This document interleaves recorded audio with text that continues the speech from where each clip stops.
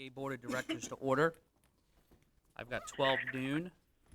I'm going to, before we get going, just acknowledge that Councilmember Schellenberg is sitting at the table with us today. He continues to be our liaison from the City Council, and he will be at the table, more as a resource for the board if we have questions about how certain agenda items will impact the city. And so we will have the opportunity to call on him as needed.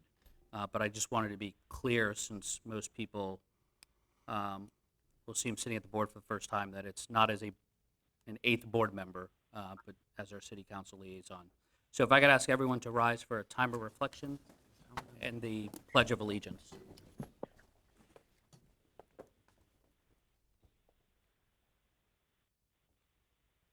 I pledge allegiance to the flag of the United States of America and to the republic for which it stands, one nation, under God, indivisible, with liberty and justice for all. We also have Chair Howard on the phone, I believe. Can you hear us, Chair Howard? I hear you just fine. Thank you for your assistance in leading the meeting today, Mr. Cumber. No problem. I think Mr. Campion lost the coin toss last meeting, and I guess I lost the coin toss at this meeting. So, No, but one quick comment. I think having the city council at the table, I think, is a very, very good idea for moving forward transparency, and also in a lot of various businesses you have a board observer, and having the city council as a board observer, I think, is a very, very good idea. So, thank you, Mr. Campion. I'm going to ask for a motion and a second to adopt today's agenda. Do I have a motion? Ms. Flanagan with the motion, second. and a second from Board Member Lee Johnson. All in favor? Aye. Any opposed? Aye. Motion passes. Mr. Zahn, would you provide today's safety briefing? Sure. Safety is a core value of JEA, one of our 5 core values. In the event of emergency, can I have a volunteer for CPR? And who's going to call 911? All right, Ms. Angie. Please look to your right, identify that as your buddy, and in the event of emergency, exit down the stairway to the left of the elevators, cross the street safely. Please watch your traffic, and we will convene there. Thank you, Mr. Zahn. As all of you know, we are governed by the Sunshine Law, so Ms. Brooks, if you could read a statement on that, please. Thank you. This is a publicly noticed meeting. It's been properly noticed. Minutes are being taken, and we're in good order. We have quorum present, and the vice chair, in the absence of the chair, is going to be presiding over the meeting, and we're in good order to proceed. Great, thank you. So I'm now going to call a public hearing to order. The purpose of this hearing, as you will remember, we discussed the last meeting, is to consider the modification of the electric rate documentation, extending the availability of the economic development rider. I'd like to call upon our interim CFO, Ryan Wanamaker, to provide a presentation on the proposed changes. Ryan?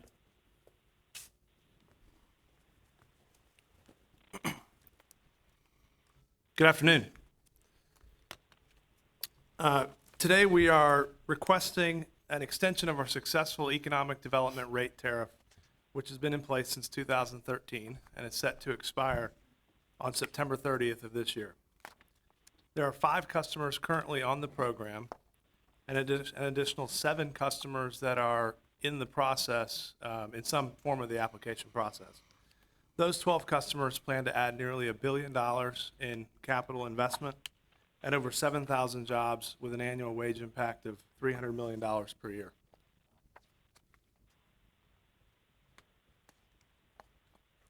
We are recommending a 1-year extension to this rate.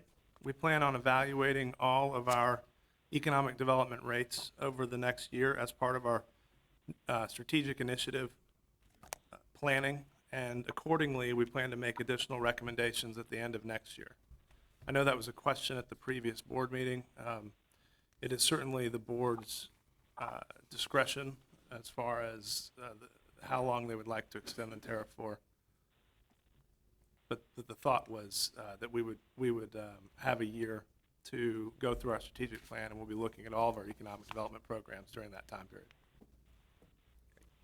So in your packet, there are a couple of items. There's a resolution adopting the change, a draft resolution adopting the change.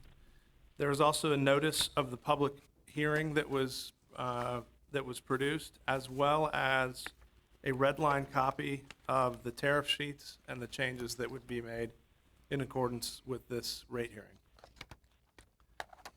At this time, I'd be happy to take any questions on any of that.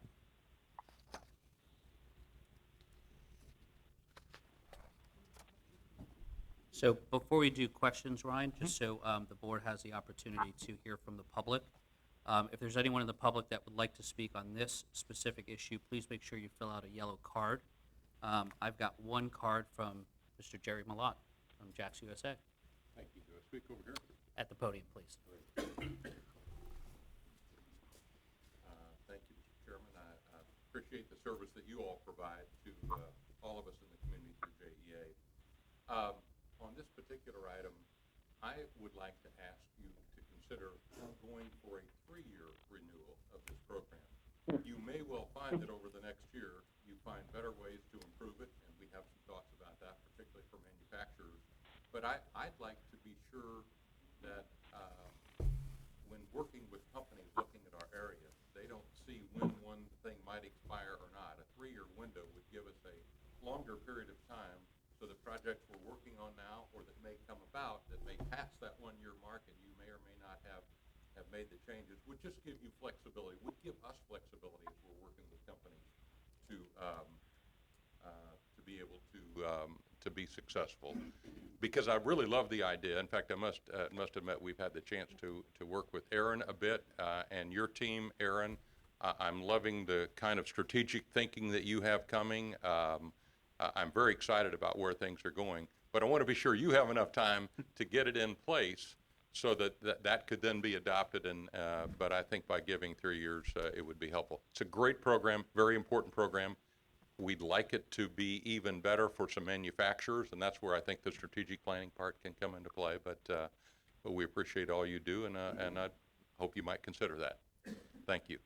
I have a, can I, quick, Yeah, go ahead. please?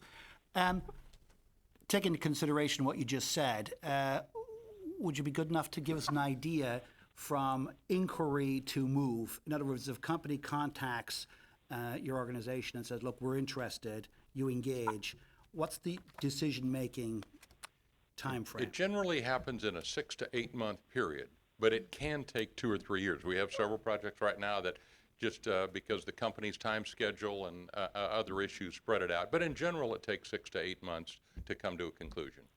But again, you just don't want to have a situation where it's about to expire. You've offered a company this would be a good deal.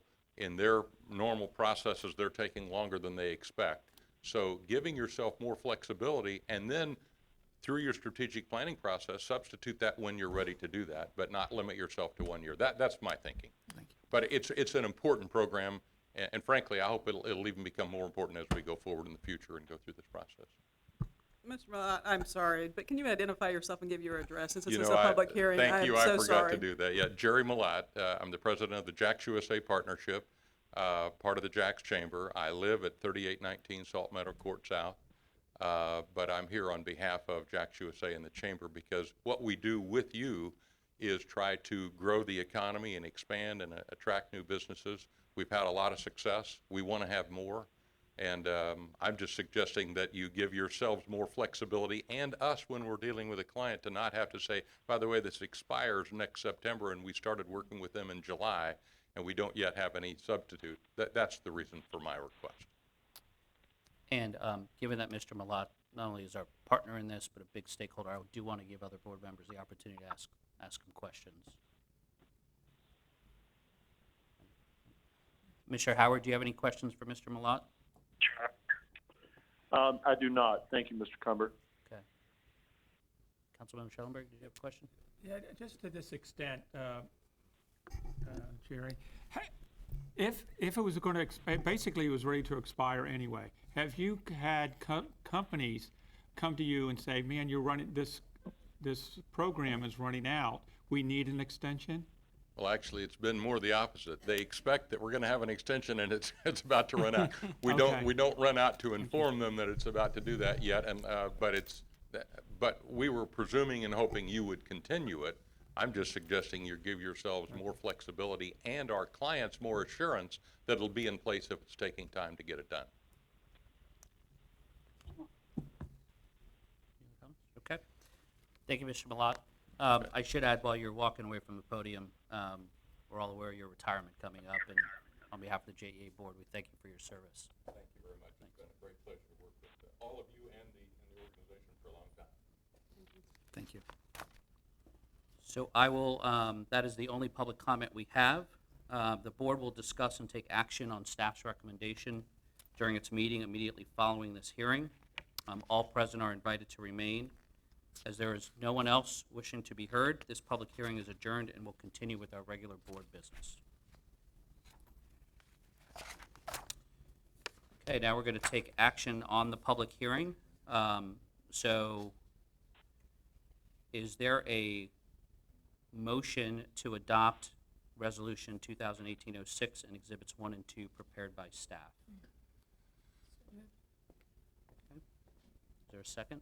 Second. Okay, discussion? So, the only comment I will make is I did speak to Daniel Davis this morning as well, the CEO of the Jacks Chamber, and he echoed what Mr. Malat said, which is, even though we're going to go through a strategic plan where we will potentially revisit the tariff structure that we have in place, from a recruitment perspective, since we had extended this 3 years before, extending 1 year is a move in the right direction, but I think there was a concern that we could always come back and change the tariff again, but giving that 3-year extension is something that would be significantly preferred by the Jacks Chamber in their recruitment efforts. And so, you know, I'd at least like to propose, you know, a friendly amendment that we do take the Jacks Chamber's views in mind and, you know, extend it for 3 years as opposed to the 1 year as staff's recommended. I would accept your friendly modification. I would be curious for management's reaction, given that this was their original proposal and it differs from Mr. Malat's recommendation, which does resonate with me, but I would like to hear from management if they have any reason to oppose this. So what I'd say is, I know later on in the agenda, the board is going to be hopefully reviewing and taking action on the strategic framework. One of those major areas of value that, you know, the board has discussed multiple times is community impact value, and certainly to the extent that extending the tariff from 1 to 3 years is right in line with that community impact value, which is one of the 4 major areas that we plan on driving as staff, that we're perfectly happy with the modification. So, Board Member Flanagan, you'll accept that as a friendly amendment? I do. Is there still a second to that? I was just curious as why it wasn't flagged as a 3-year rather than a 1 year. That was why it wasn't put forward as a 3-year. As Mr. Wanamaker said, the logic originally was just that we were going to be revisiting all economic development policies over the next year anyways, and more than likely modifying. It had not given consideration to the fact that perhaps the chamber's job would be easier if they got that additional term in there, because from staff's perspective, that additional 2 years we'd be revisiting in the next year. Well, based on that, and based on the fact there's no objection from management, I'm comfortable. Mr. Howard, any comments from you? Is there any downside to extending? Question to Mr. Wanamaker or Mr. Zahn? No. No. Ms. Flanagan made there was a friendly amendment, and Ms. Flanagan, I need a vote on that friendly amendment. the friendly amendment, we had a first, but we didn't get a true second to the friendly amendment. Second. Okay, and now it's discussion on the friendly amendment. And then we got to vote on the We friendly got a amendment. friendly amendment. Okay. Right. So let's vote on the friendly amendment. All in favor? Aye. Aye. Any Aye. opposed? Okay, so now we're back to the original motion Resolution 2018-06, that has changed from 1 year to 3 years. Any additional discussion on that item? No. Mr. Howard, any input on that? No. Okay, No, all in thank you. favor? Aye. Any opposed? Aye. The motion passes. Thank you. Thank you, Mr. Wanamaker. We will now go to comments from the public. I have one card from Mr. Bruderly. Mr. Bruderly, if you could state your name and address for the record. And you'll have 3 minutes. Name is Dave Broderly, professional engineer, 1221 Molokai Road here in Jacksonville. It's hard for me to say what I want to say in 3 minutes, but I will try. 2 months ago, at your meeting, I encouraged you to incorporate sustainability metrics into your long-range planning, and as I was going through my archives the other day, cleaning out my office because I'm trying to be retired, I did find Mr. Zahn's presentation to the City Economic Development Committee that was convened by Mayor Curry, chaired by Mayor Delaney, 2 years ago, where he had the 5 metrics that are involved in economic development. My amendment to this and my request to you is that you incorporate ultra-low carbon energy system metrics into each one of these economic development sectors. And this is entirely consistent with the motion that you just approved with the 3-year economic development incentive, but I strongly encourage you as the energy provider in this community to take a leadership position, to lead by example, to stimulate energy economic development that is focused on low carbon energy sources and systems. If we hang out the carrot, folks will come. People like Amazon and Tesla and others, hopefully Tesla, they survive, I don't know. I also am here today because I read in the headlines that we're talking about getting rid of the nuclear power purchase agreement, and I'm not sure, all I know is what I read in the paper, including what I read in the New York Times Sunday Supplement a week ago Sunday, which is an update on the carbon pollution greenhouse gas problem that we face as a global society. And frankly, this little document scares me to death, because everything that was predicted in the 1980s and 90s is being validated by facts on the ground, by the science of, and that's why I'm wearing my I Love Science t-shirt. I love physical sciences, I love biology, chemistry, physics. I'm not a big fan of political science because political science tends to be propaganda, and on the climate debate, the propagandists are winning out over the real scientists. If you read the scientific literature closely, you will learn that scientists are asking for a global 50% reduction in the carbon footprint of the planet by the year 2030, and an 80% reduction of the carbon footprint of the planet by the year 2050 as a goal. Now, achieving that is not going to be possible unless we have the entire planet working together towards that goal. And given the current chaos in Washington and in Tallahassee, that ain't going to happen, because the United States is leading in the wrong direction on this particular issue. In fact, today, I learned that President Trump is actually destroying the Clean Power Plan that was the previous administration put in place, and is setting us on a path to reverse the progress that was made, the policy progress that was made with that plan.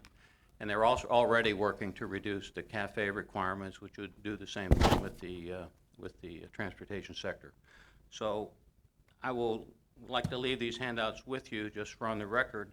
I've been talking about this since 1990. This is not a new issue for me. I've been living this in Florida for over 28 years, and we're now starting to move in the wrong direction. We have to reverse course, and as a municipal and utility owned by we the people, you have a degree of independence from Washington and Tallahassee, and you can take action on your own to make sure that this becomes an economic development opportunity and not a albatross. Thank you, Mr. Bruderly. As you know, management and the board are embarking on a strategic plan, and so we will take those comments into account. The other thing I would point out is, in the last 3 months, we've awarded and will be contracting for 250 megawatts of photovoltaic at a utility scale with a substantial discount to our fuel rate, further driving our GHG emissions down from where they currently stand around 1150 per megawatt. pounds per megawatt. So to your point, we have 250 megawatts of additional solar coming on that we will be putting online over the next 3 years. And my guess is the DER conversation later, you'll be hearing a lot more about how we can use renewables and other low emissions resources for the benefit of the utility and our customers. And that is a fantastic step that you're taking. My concern on the nuclear is that that is a zero carbon, and even though it's, quote, premium expensive, all the popular press coverage of that issue has been totally focused on just the economics, capital, and operating cost. There's no mention of the benefits of reducing carbon footprint or comparison between the carbon cost, if you will, or the benefit of nuclear electricity versus solar. I'm a skeptic on nuclear, but the project is well underway, and it just does not affect this community. This is a regional project. We just have 5% of that, and to take that option off the table based on solely short-term economic factors, to me, would be very, very scary, very difficult. We need to find every possible way we can to reduce the carbon footprint of our energy cycle. Great, thank you, Mr. Bruno. And I appreciate your tolerance for my long-winded address on this. Thank you. I do want to acknowledge that Board Member Newbill has joined us. Welcome back. Yes, sir. It's been a while since we've had you physically present. Yes, sir. I'd like to call on Councilmember Schellenberg for for comments. Mr. Vice Chair, thank you very much. I just want to let you thank Mr. Zahn, Mr. Wanamaker, and Mr. Pope. I met with them earlier to discuss the financial commitment that JEA is going to give to the city. Their presentation is going to be, I believe, on Thursday, and I greatly appreciate the time they spent with me. So thank you very much. And I don't believe we have Dr. Gaffney here today.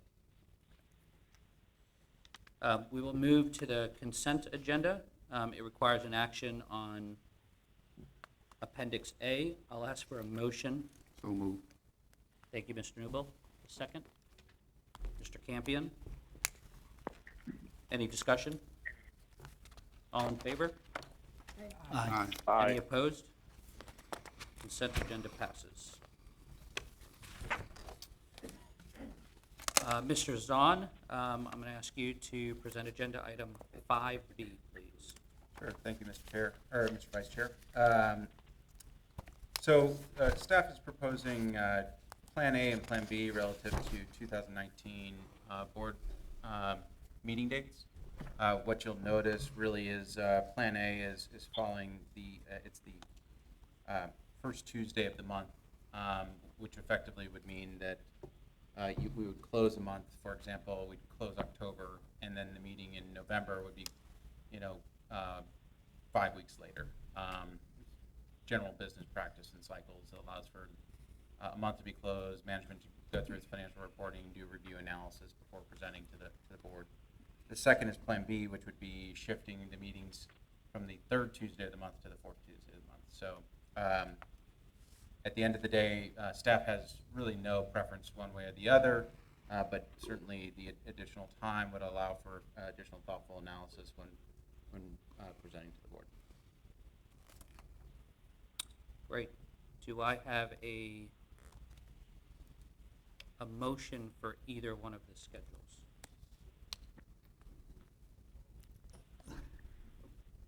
Well, there's a Plan A and a Plan B, so I think we're going to need a motion for a specific plan. I'll put forth a motion for Plan B. Plan B? Is there a second for Plan B? Second. Okay, so I have a second from Board Member Lee Johnson. Any discussion on Plan B? Okay, all in favor? Aye. Aye. Did you have a question? No, not a question. I can vote affirmatively for it. I don't have, if this is what works for in the best interest of the board as a whole. Would Plan A be better? Is that what you're saying, or they both are? I think my individual circumstances are challenging and indifferent to both of the plans that have been put forward. Fair enough. All right, so all in favor for Plan B, which is the motion on the table. Aye. Aye. Any opposed? Aye. So Plan B passes. And you'll notice on the back, there was also committee meetings that were scheduled as well. So Plan B for Finance and Audit would carry as well. Okay, I'm going to turn again to Mr. Zahn to present agenda item 5C, the strategic framework. And then after Aaron finishes, we'll need a motion and a second. This is, I believe, the third meeting this has come up with, so I appreciate, Mr. Zahn, you giving the board ample time to provide input into this, since it is an important part of the strategic plan that we're going to be looking to put forth. Yeah, and I think in line with really the restructuring of the board agenda, one of the things I'll call the media and the public's attention is all the prior dialogue was in the strategy section of the board meeting, and so this will be the first time it moves really up into the operations section where the board is asked to take action based on staff recommendation.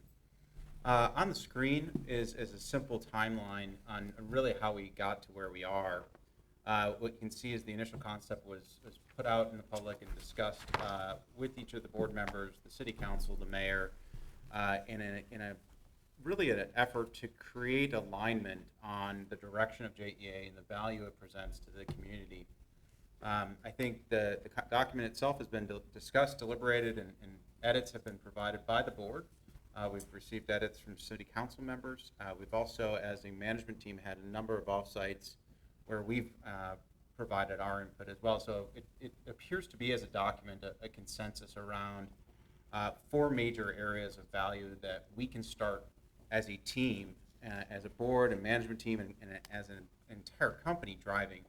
The first being value to our customer. The second, financial value. The third, environmental value, which Dave really eloquently put.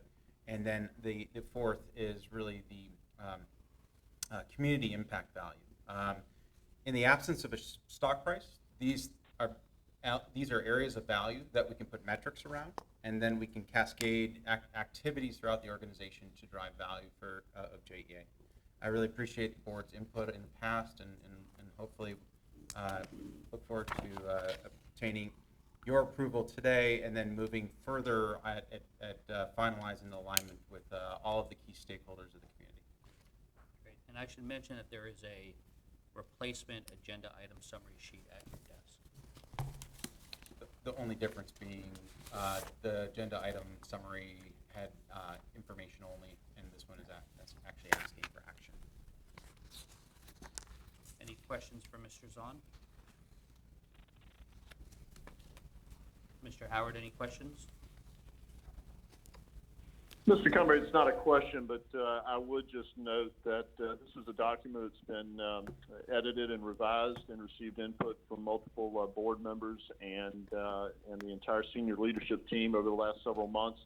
I think it's the right step for JEA to take moving forward with a new strategic plan. And I also wanted to thank the senior leadership team and Mr. Zahn for their efforts in composing this document. Great, thank you, Mr. Howard. Do I have a motion for the strategic framework letter? So moved. Thank you, Mr. Newbill. Is there a second? Second. Second from Board Member Flanagan. Any discussion? Mr. Howard, any discussion item for this? No further comments. Thank you, Cumber. Great. And since it's going under your signature, since you have no further comment, I will call for a vote. All in favor? Aye. Any opposed? Motion carries. Mr. Zahn, you're still up for agenda item 5D, Southside Capital Allocation. Sure, and I'm going to ask Mr. Wanamaker to join me at the table, please. So, appreciate that. In light of the now adopted strategic framework, when you take these 4 areas of value and you think about the divestiture and proceeds created by the divestiture of a non-core real estate asset, you received a recommendation from me in June as to how we as a organization might look at utilizing those proceeds. We've gone through the analysis of either utilizing it for accelerated debt pay down. We've talked about putting it towards additional CIP. But really, when you think about those 4 areas of value, for example, value to the customer. Well, by contributing $15 million for the expansion of our water and wastewater business, we actually have around a 2.5% return, and in fact, have the ability to increase our customer base by another 700 to 800 customers. From a community impact value, we have the ability to address a long-standing, long-debated issue, and we can show that, in fact, the value we are creating in the community is increasing. Environmental value. So by having those funds go towards water and wastewater expansion, specifically septic tank phase out, we're dealing with nutrient pollution matters. And then finally, financial value. And the reality is with the 2.5% return, it's above our return on investment when just sitting in our cash proceeds, and it also is driving growth of the business. So I think it lines up with all areas of those 4 areas of value. One of the things that is a bit different, and we did answer, Mr. Vice Chair, your questions from the last time, certainly willing to go through those, is we're asking for a resolution that allows for us, or that provides me the authority to renegotiate the interagency agreement, which is currently in place for the septic tank phase-out program between the City of Jacksonville and JEA, as well as we were doing the financial analysis, we did talk to each of the 3 rating agencies, as well as consider the fact that we will be updating our strategic plan, and the thought of also putting in part and parcel with that negotiation an extension of our contribution agreement, which provides a longer-term certainty of that contribution, thereby enabling us to evaluate a strategic plan from a stable, what I'm going to call dividend policy, as well as it provides a signal to rating agencies of stability within the organization as well as within governance. So with that, I'm happy to answer any questions. Mr. Zahn, just since we have a couple new board members since the last city contribution agreement was executed, maybe I can ask you to give a little more background on that, when the current one expires. Sure. So the contribution agreement really is in the charter, but it currently at this point in time, it expires in 2021, and it is the agreement that dictates the annual contribution, which currently stands around $118 million to the city.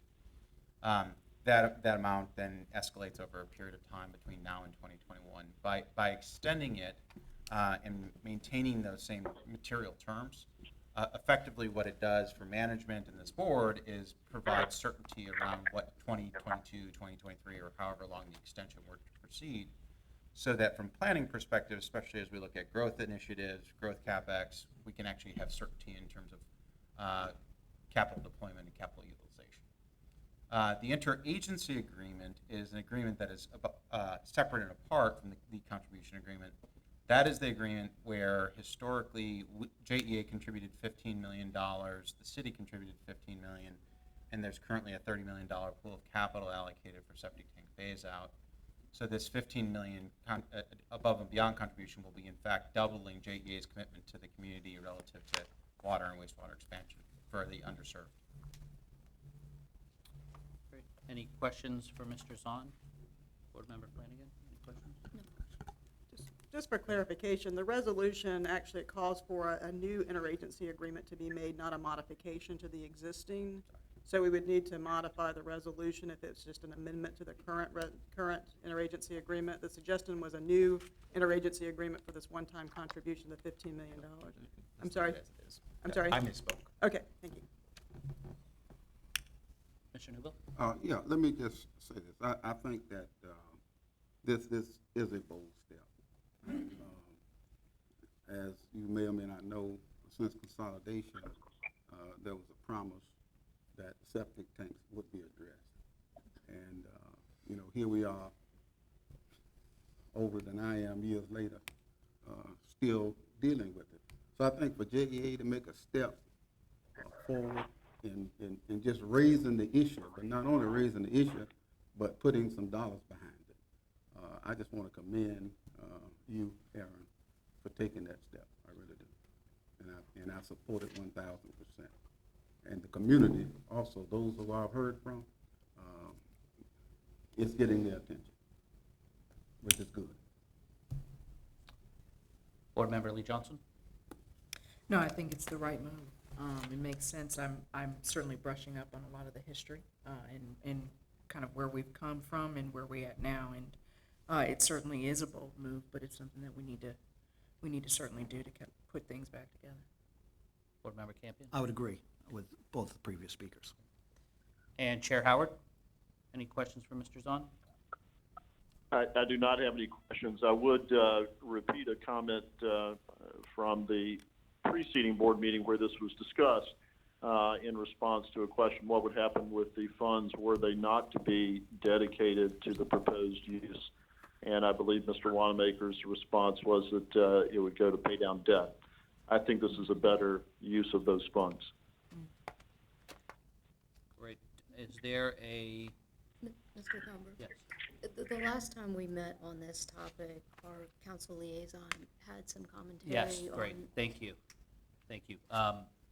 Councilmember Schellenberg, any, I would like to make a comment after you vote. after we, okay, Yes. all right. Do I have a motion? So moved. Board Member Newbill, Second. second by Board Member Lee Johnson. Any discussion? Okay.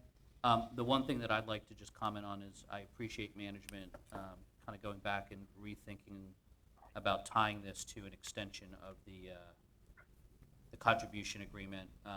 You know, from my perspective, when I brought this up at the last meeting, I think it is a bold step, but I think it's also important that we also recognize that having stability from a city contribution standpoint is also important from a credit rating agency. And so the fact that we're giving our interim CEO the ability to negotiate that with the folks down the street, I think is the right move. Mr. Howard, any discussion from your side? No further comments. Thank you, Okay. Mr. Cumber. Thank you. All in favor? Aye. Aye. Aye. Any opposed? Motion carries. Mr. Schellenberg, you have some comments? Thank you, Mr. Vice Chair. Ms. Flanagan, I think my concern was how was the money being spent previously?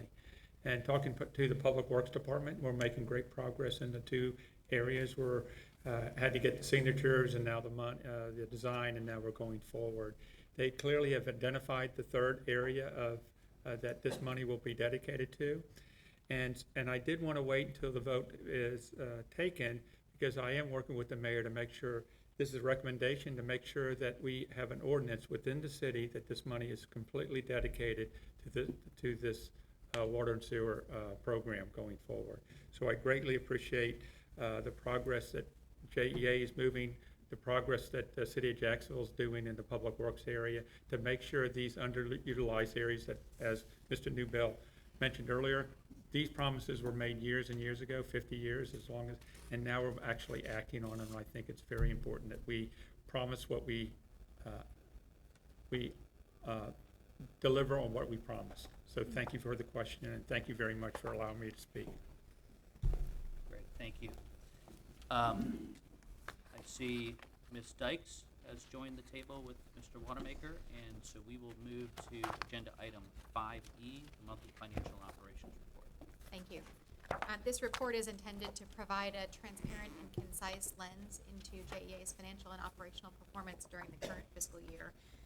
The structure of this report generally is one or two summary pages at the beginning of each section, followed by backup information that's provided for the board's information. I plan, just in the interest of time, to review only the summary pages in this presentation, but of course welcome comments and questions on any of the content that's in front of you today. Beginning on page 3, there's a summary of our operations scorecard for the electric system.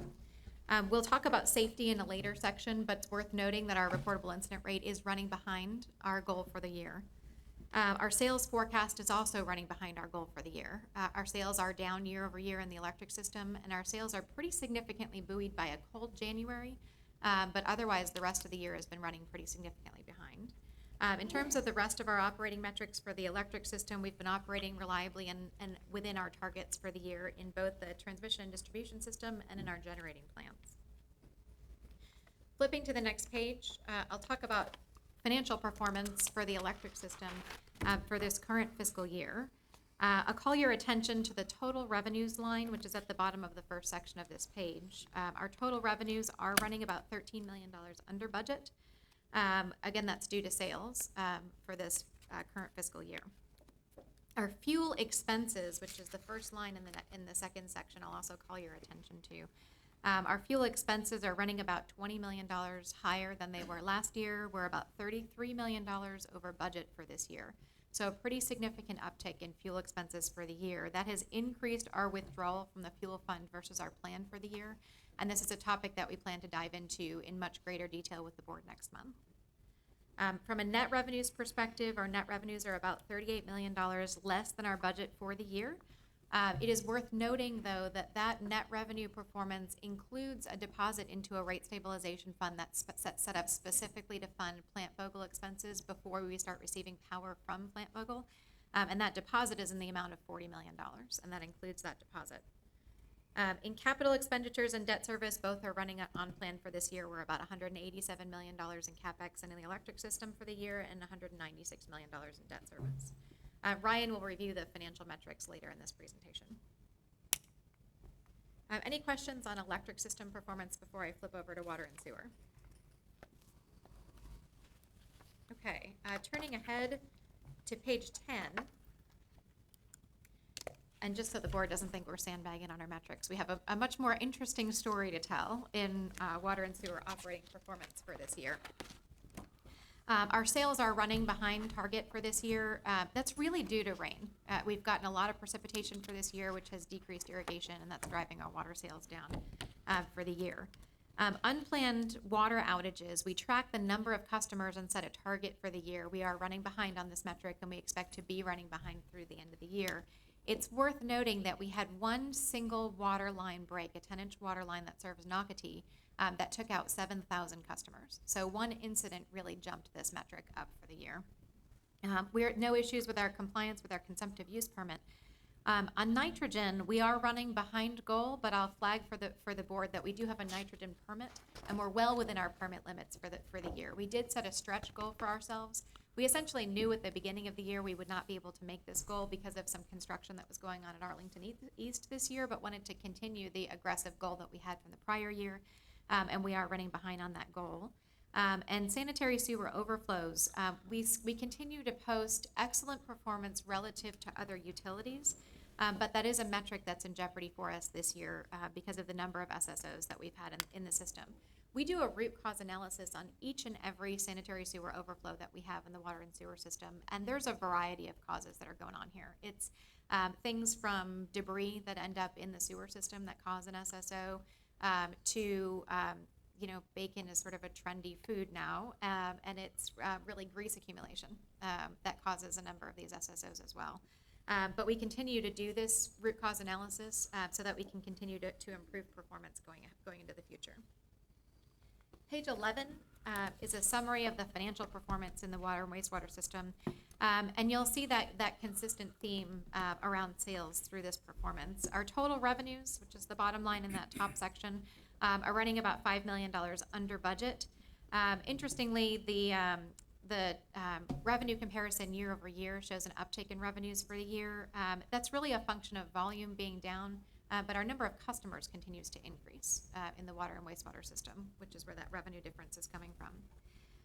O&M expense, our O&M expenses are down versus budget, but there is an increase over last year's O&M expenses, which leads us to our net revenue line, where we show about a $3 million improvement in net revenue versus budget. Capital expenditure and debt service both look good for the water and sewer system as well. We'll be just under $200 million in water and sewer and CapEx for this year, $111 million in debt service. Any questions on water and sewer performance? Okay, flipping Mr. ahead Howard, to... just make sure, Mr. Howard, do you have any questions? I do not. Thank you, Mr. Cumber. Flipping ahead to our customer experience monthly operations scorecard, we've got two metrics here that we track with respect to customer satisfaction as measured by JEA Tower. We had goals for our residential and our business customer satisfaction. Residential, we just missed for the year. Our goal was to be in the second quartile, and we were 1 or 2 places out of the second quartile, so we have missed that metric for the year. Our business customer satisfaction, we were very pleasantly surprised in a positive way. We ended up in the top decile for business customer satisfaction and really knocked it out of the park in business customer sat. So we're very proud of having made that metric for the year. We continued to run a little bit behind on first contact resolution, and that's a function of staffing. We continue to have pretty high turnover in our customer area, and that's a challenge for us when it comes to meeting our first contact resolution goals. And self-service and net write-offs are both tracking very positively this year. Any questions on customer? Okay. If we flip ahead to page 23, this is our where we track our safety metric for the year.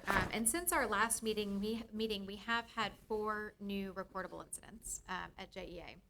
As we've talked about previously, safety is a core value for us, and our goal is for every single employee to go home safely all the time. And so any injuries at all are too many when it comes to safety. But we did set a goal for ourselves of a 1.4 recordable incident rate, and we are tracking behind that for this year. Just to give you some color on the types of injuries that we're having, the 4 that we've had since our last meeting, 2 of them have been minor lacerations that have required some treatment that have caused them to be reportable. We've had 1 sprain and 1 illness that was tied to some paint fumes, inhalation of paint fumes. So although we're unlikely to catch up on our goal for this year, the one positive takeaway is that we are showing some improvement versus last year, so we're trending in the right direction. Any questions on operations before I turn it over to Ryan for finance? Mr. Howard, any questions? No questions, thank you. So on the financial update, page 25 talks about our key financial metrics for the year. Generally, these are all very positive and consistent with our ratings and supportive of our ratings. I will note that last week S&P affirmed our electric system ratings with a stable outlook. That was a very good outcome for us. We've had a lot of conversations with the rating agencies over the last couple weeks, and so that is reflective of what they see here as well. On page 26, Melissa covered many of these metrics in the earlier pages of the presentation. I will talk a little bit about the cost metrics for the year. On the electric system, on the left-hand side of the page, you see our non-fuel cost per megawatt hour metric there. That right now is running on target for the year. It's really going to come down to sales on that one. We'll see what August holds, but I think electric is looking okay. On the water and sewer side, it's a little bit more of a challenge. Again, we've had so much rain this summer. The water sales have really been challenged, and that has put pressure on this cost metric. And so it's really going to be a tough one to get those, particularly on the water side. I think sewer still has a chance, but water I think is going to be very difficult. And then I'm going to skip to page 29 and just make a couple of comments on our variable rate debt facilities. We've got a number of liquidity facilities with a handful of major banks and financial institutions. Many of these were up for renewal this year. We still have several that are in the process of being renewed in various stages of that process. We do expect to renew all of these facilities, including Wells Fargo, Royal Bank of Canada, and Sumitomo, by the end of the year. And with those renewals, all of these facilities won't be up for renewal again until 2020. That's all I have prepared on those pages. I'd be happy to take any questions on the finance piece of the presentation as well. Any questions? No. Member Lee Johnson? No. Mr. Howard? Any questions No, for thank Melissa or Ryan? I just have one question. I probably should know the answer to this. I know we talk about water system sales being affected by rain.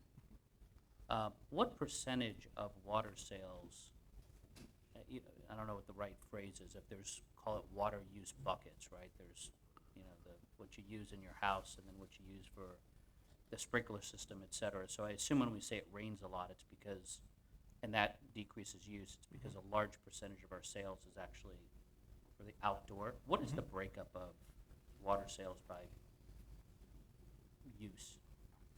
I don't have that number in front of me, do you? I'd be happen glad to know? follow up with Yeah, that exact percentage. we can- Roughly we can for do the residential, it's analysis. about 2/3 is going inside the home and 1/3 is going outside the home, but I can give you the exact breakdown for the last 12 months. Okay. Give you an idea, weather can tend to swing 5-10% of total sales within a year. Yeah, so it's, okay. But we can get an exact breakdown. Yeah, I was just curious, because, you know, every time that's mentioned, in the back of my mind, I'm always wondering what the breakdown is in actual water sales by use. Great. Thank you, Ryan. Thank you, Melissa.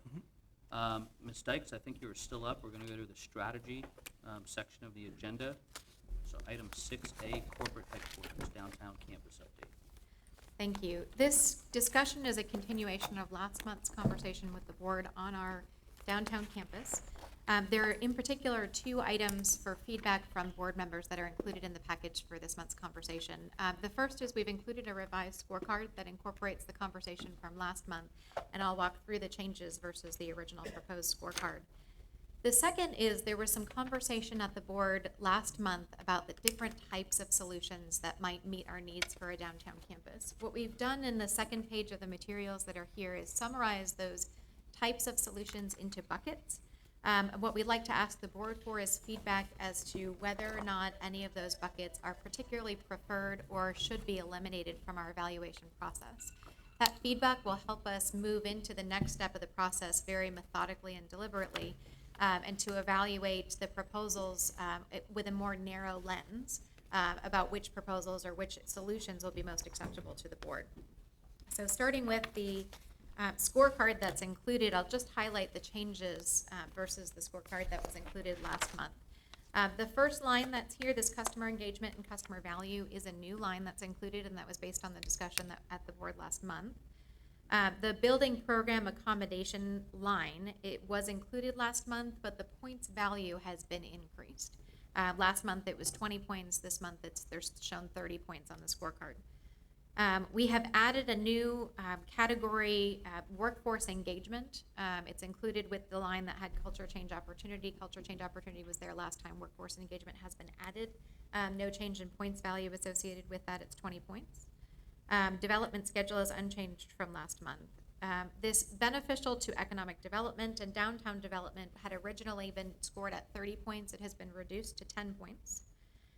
Timing and risk to contract, including site control, has been increased to 15 points to reflect the relative importance of that attribute, to get to a total points value of 100 points for the qualitative summary portion of the scorecard.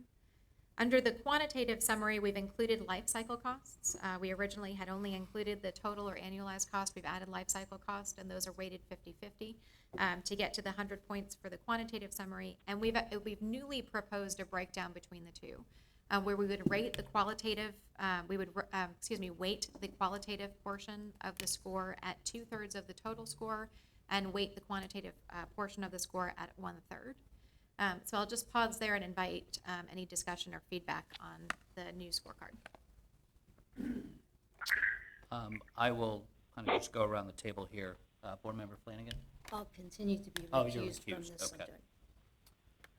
Board Member Newell? Board Member Lee Johnson? No, I like the redistribution and the change. Thank you. Mr. Campion? Yeah, it reflects the conversation. Mr. Howard?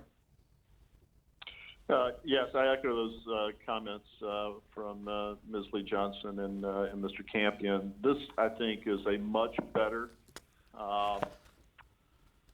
format, matrix, if you will, Ms. Dykes. I think it does address the board's concerns, particularly those around the weight assigned to customer engagement and workforce engagement, which I believe was a point Mr. Cumber made at the last meeting.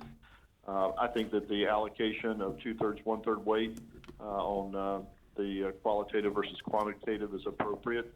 I will tell you that I think that we're at a point where the board needs to give some direction to staff to narrow its focus on this search for a new new campus, whether it be downtown or elsewhere. And I'm particularly concerned that by opening it up to a multi-tenant facility versus a single-tenant facility, that we're just casting the net far too wide, and really leading to unproductive efforts by staff.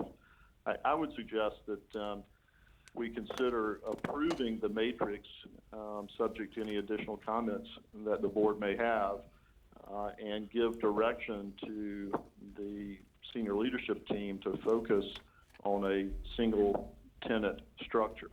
Those are my thoughts. I'm curious as to what other members of the board may think. I will, Mr. Campion. I'm very much in favor of a standalone building, a standalone campus as opposed to a multi-tenant. I think for what we're trying to achieve with culture, what we're trying to achieve with customers, I think that'll get lost in a multi-tenant building. And I'm not sure that some of our customers are going to be walking into a large downtown Jacksonville building feeling they're customers. Board Member Lee Johnson? I would agree with that. So first, I do think that the breakdown of the matrix makes sense. And the transition that works well for what from our last discussion. Trying to decide between multi-tenant and single tenant, there's too many things that have significant weight on the multi-tenant side of things. So I would definitely lean more towards a single tenant. You're running into security issues with multi-tenant, and the cons list is a little heavy as far as I'm concerned, especially when it relates to culture. So discussion needs to be had between leasing and new build, but I'm for single tenant. Mr. Newbill? Just a couple comments I have. So I really like the criteria summary that you guys have come back with. So I echo all the comments that have been made. I think it really reflects the consensus that I think was kind of coming together at the last meeting. With respect to the matrix, my biggest issue with multi-tenant when it was brought to us last week was at least the existing facilities that we are looking at. Parking's a challenge, just egress, ingress is a challenge, and if we're going to really be a public entity that wants to be inviting for the public to actually come into the building, you actually have to make it easy. And if you can't find easy parking to get in and out, it does become a challenge. And so really the comment I had on the matrix was I kind of broke it up into, I think single tenant is the right thing to do. And then it's a question of, lease or own. And you could either lease an existing single tenant building, or you could lease a new build, or you could own a new build. And so for me, I think that's, really where the focus needs to be. But I would stress, at least for me personally, that, again, being part of a mixed-use development, I think is really important from an employee morale standpoint. Going to be there's a lot to be said for being the first in a certain part of town. But I think as the opportunity presents itself to be part of something that would be more of a mixed-use development, where our employees will be part of something bigger is really important. And we've seen too many times, I think, in this city where, a building gets built, nothing gets built around it. And the last thing I think we want for our employees is to be in a situation like that. And so I think that, we capture that in the scoring, because I think if we were to not see that type of development, it probably wouldn't reflect well in the scoring criteria. This is only for us to give advice, so there's no vote on this. Yeah. But if I'm...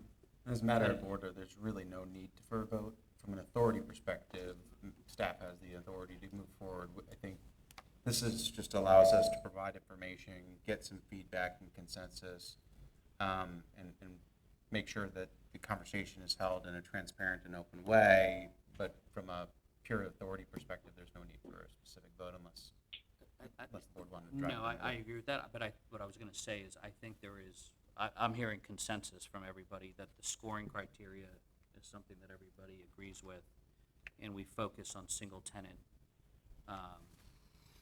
opportunities. Great. Is that captured? Correct. Agreed. Agreed. Great. That feedback is extremely helpful. So from here, what we'll do is design and send out a solicitation that focuses only on single-tenant opportunities, and we'll use this scoring criteria that's been developed and has received consensus from the board. So thank you very much for the feedback. And just as a reminder, there was a timeline and a process that was put forth in last month's board package. So if board members want to revisit that to see the timeline that we're actually operating on, that's there, and it can be also provided to the public should they want it. Great. Thank you, Ms. Thank Dykes. We'll move on to agenda item 6B, transition update. Mr. Zahn? Yeah, thank you very much, Mr. Vice Chair. I'm happy to report that we continue to proceed on the transition plan that the board and I have discussed on numerous occasions beginning in April. One of the things, now that the strategic framework is approved, is really the concept of initiating the strategic planning process. And again, it's not intended to actually start the process, but really my goal as the interim CEO has been to lay the foundation for a permanent. To that end, with the strategic framework in place, which effectively sets the guidelines, making sure the systems, tools, and processes are in place at a management perspective. And then also, the next step really is to engage a strategic consultant. This was discussed at last month's board meeting. We have gone out for bid. We have received responses. What I would envision is for the selection committee to go through those responses, make a recommendation, and then bring that back to the board for final approval at the September board meeting. That way, by October, sometime in October, much of these elements will be complete, so that the board and whomever is selected as the permanent CEO will have effectively all the tools and resources in place, ready to go for the next chapter. One of the things I did include, and I kind of gave a little bit of a summary on this, is points of progress. So the second page, I'm not going to read any of it, but that really starts to articulate a lot of the work that has been done. It's certainly not an all-inclusive list of the things that we've done over the last 3 to 4 months, but it helps to really, and it's really focused on those things that are focused on transition and pivot of the business relative to getting ready for a strategic planning process and moving forward. The thing I will talk to is the points of concern. I think, we can see that it took between April and August to build alignment and consensus around a strategic framework between senior leadership and board, and also with the community. All I'll stress is that those 4 areas of value that we talked about, the value to the customer, the financial value, the environmental value, and the community impact value, those will be critical because they can be cascaded in terms of objectives and key result metrics that can be driven throughout the organization. And it'll be critical not just to have it today, but that alignment going forward in the future, because certainly to the extent that this board and management team can remain aligned with city council and administration and the community on why those things matter, I think will be highly critical. The second is, as we've talked a little bit about, and I've shown you some analysis around photovoltaic impact on net income, time to pivot is very critical here. I can't stress that enough, and so I appreciate the pace at which our employees, our senior leadership, by the way, has been doing a tremendous job carrying the heavy load of their current job, updating strategic plan, pivoting the business, and really getting ready. And I want to give a lot of kudos to them in the leadership that they've provided. But the time is critical. The third is culture. The reality is we have a phenomenal culture at JEA. That's not meant to be critical, but oftentimes if you look at the culture of utility, they're just not built to pivot. They're not private equity enterprises. They're not, and that's for good reason. Stability and reliability and service to the customer, and the fact that you're looking at investments that are 40 and 50-year investments. That being said, we've also talked about how innovation and technologies are really starting to move the cycle from 40-year cycles to 5-year cycles and 3-year cycles. So as a culture, one of the things we're talking a lot about is about how can JEA embrace the elements of our past in terms of being the bedrock of our community, but also start to drive innovation. And that'll be, and those sometimes kind of feel like they're at odds with each other, but they're really not. And they can't be anymore going forward. And then the last two, I think, are sometimes self-evident. The reality is we still have approximately $4 billion of debt, and leverage and pivots are like oil and water. So I just want to call that to the board's attention. It's relative to normal utility practices, and when you look backwards, we're probably appropriately levered. But going forward, I think the concept of deleveraging will continue to be a prominent focus for at least myself, the management team, and I would stress the board. And then also continuing to engage City Council. I applaud the board's efforts in listening to the city, to Mr. Schellenberg. But I think as we go forward, we may need charter changes in order to migrate our business, and so having that receptive and open dialogue will be critical. And these are just areas I continue to keep me up and think about as we move forward. So with that, that's a transition update. Great. Any questions for Mr. Zahn? Mr. Howard, any questions for Mr. Zahn on the transition update? No, thank you, Mr. Cumber. So we will now move to section 7, subject matter exploration. And today, we're going to have Mr. Frost and Lucas McIntosh with Burns and McDonnell present the integrated distributed energy resources. And I believe there's a handout on our desk, Mr. Cumber, that goes along with this Yes. presentation. There is one correction on slide 3 that Mr. Gross will go through. The bottom line of slide 3, which read originally lost revenue, is actually lost net revenue. Big difference, significant difference in terms of which line item in the financial statement, but that is the correction to that slide. Again, just for also the board, the subject matter exploration is intended to be two-way. It's intended to be educational, conversational, really as an introduction to things that I will say Mike Brost and Steve McInaugh and the entire energy team think about day in and day out. In fact, they're rewriting writing our first integrated resource plan that we expect to have done in the January-February timeframe, right? That's correct. And so we're talking a lot about this, and just thought the board would benefit from this conversation. Thank you, Aaron. And Vice Chair Cumber, appreciate the opportunity to present this afternoon. This is our last presentation on today's agenda. Agenda item 7A, subject matter expert presentation, subject matter exploration, rather, on the topic of distributed energy resources. And as Aaron indicated, this is a high-level overview, exploration. We're by no means at a point of bringing in anything from a policy or strategic perspective or any proposals. I am pleased to be joined by Lucas McIntosh this afternoon with Burns and McDonnell. And Lucas is a solid, knowledgeable, experienced, highly regarded individual in the industry in this and other topics. So I appreciate him being with us today. I'm going to start with a listing of some key takeaways, about 4 or 5. But before I do that, I'd like to actually back up and make sure we're all on the same page with respect to what a distributed energy resource is. Some of you may be knowledgeable on that, others maybe not. But the traditionally, for a century, the electric utility industry has been characterized by large central plants, and then a large, expansive bulk electric system to transmit the power to the customers. And that's the model of the past, and we're in transition to a new model, a new paradigm, a utility of the future. In the old model, we have large plants. JEA has 5 large power plants. We used to have 6. We retired SGRPP earlier. So our entire footprint, we have 5 spots around the system. DER is in short, any device that produces electricity from other than the traditional large central plant facilities.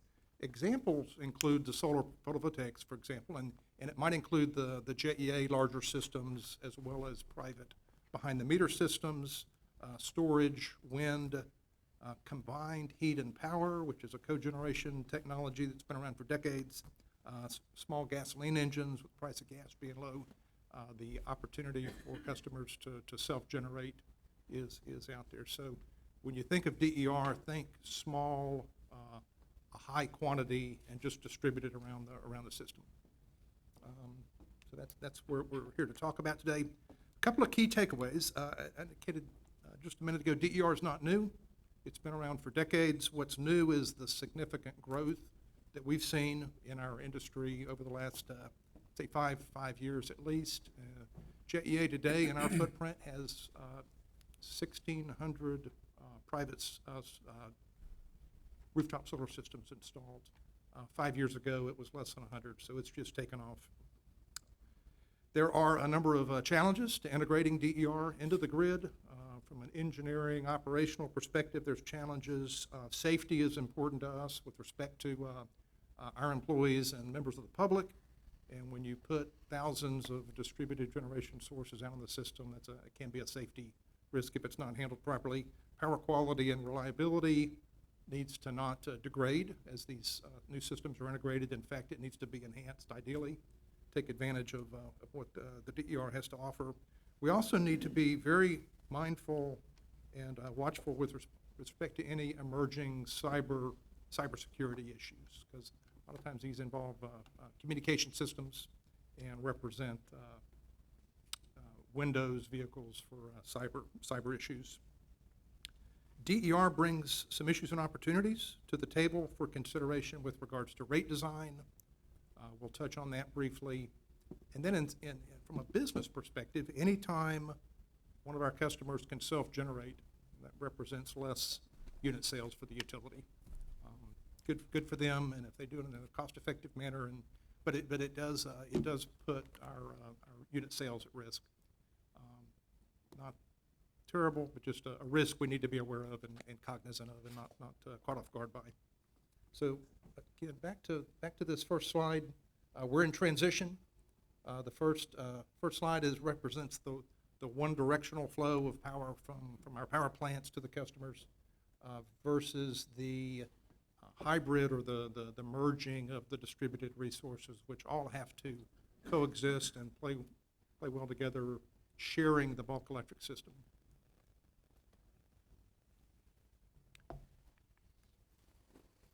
My next slide, chart on the left shows declining unit sales for JEA. This is real data going back a decade. We've dropped about 10% in terms of unit sales over that period.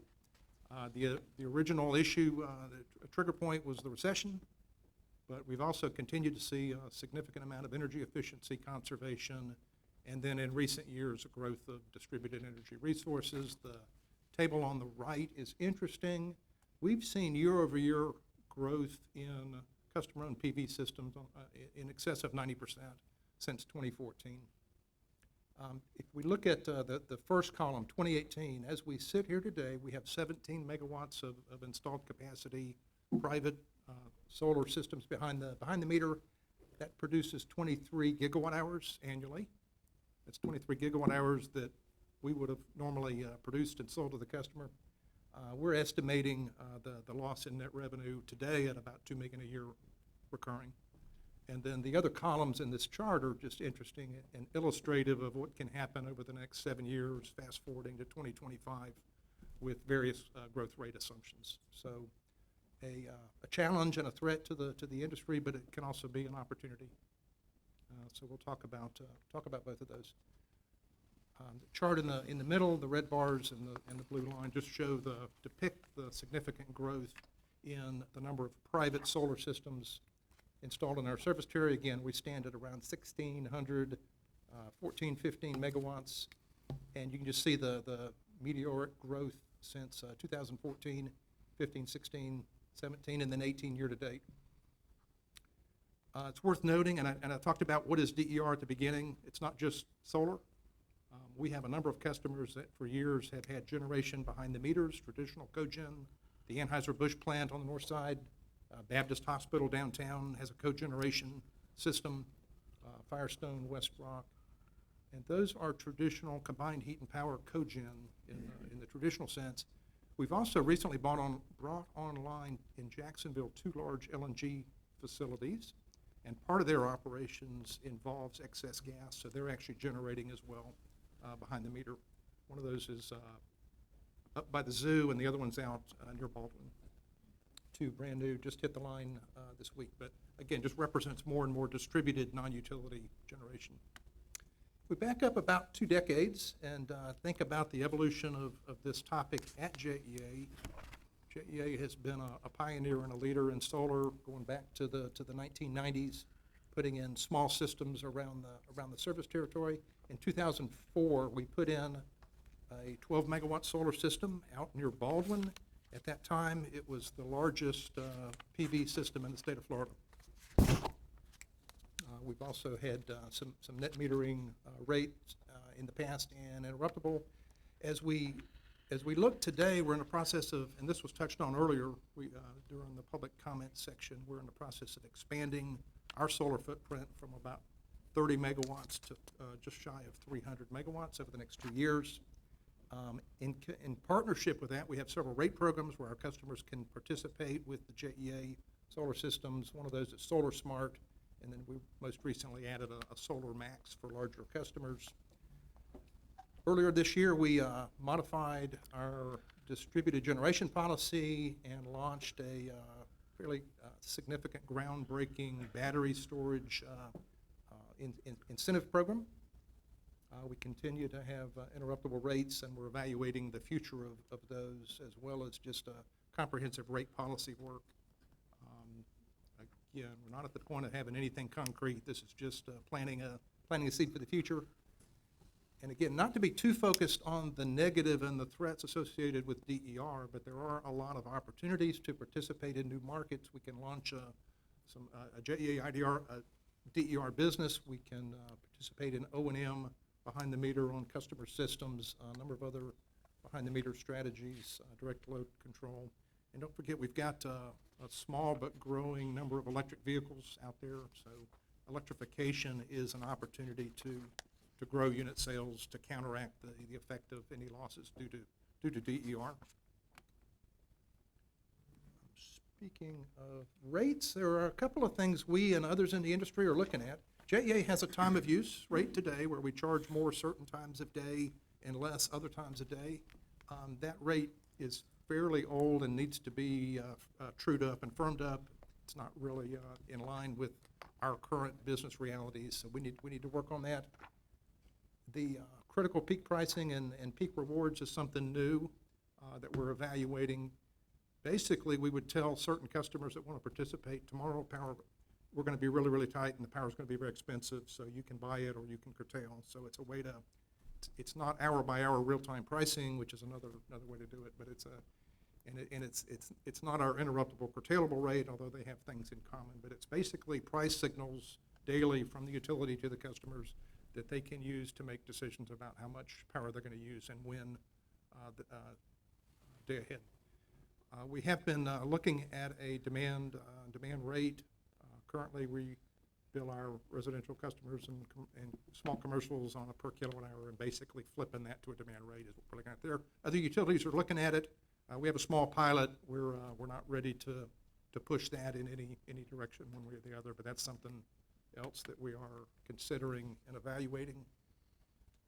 There's a number of places in the United States that are very interesting to watch that are farther ahead of us on. I'm still working on Aaron for a trip to Hawaii to go check out what they're doing in Hawaii. But they're an island, heavily dependent on oil for generation and just very biased towards renewables. They are obviously uniquely at risk for climate change and sea level rise. But they have a huge amount of DER penetration going on that they have successfully dealt with, and they recently developed a modernization strategy for their grid to update the network over the next 5 to 6 years. There's an opportunity to not only properly and cleanly incorporate DER, but to modernize the grid and make it more reliant, more resilient. Customers have choices. In the future, they'll have more and more choices. Some of these would be examples that we would partner with them on. Some are more standalone. They can do things behind the meter. But obviously, they can put rooftop solar in. They can do solar plus batteries. A number of demand response opportunities are available to them that are listed here.